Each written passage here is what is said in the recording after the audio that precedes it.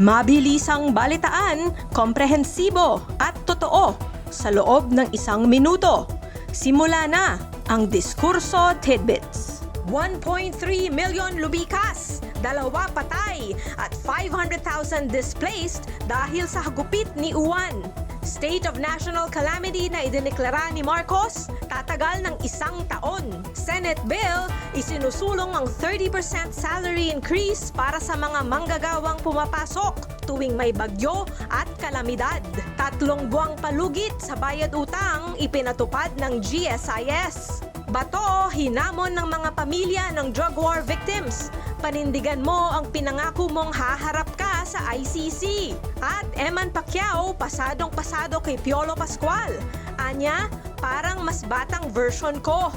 Balitang mabilis, komprehensibo at totoo. Yan ang Diskurso Tidbits. Basahin ang tungkol sa lahat ng yan at sa marami pang ibang nakatutuwa at makabuluhang balita sa diskurso.ph.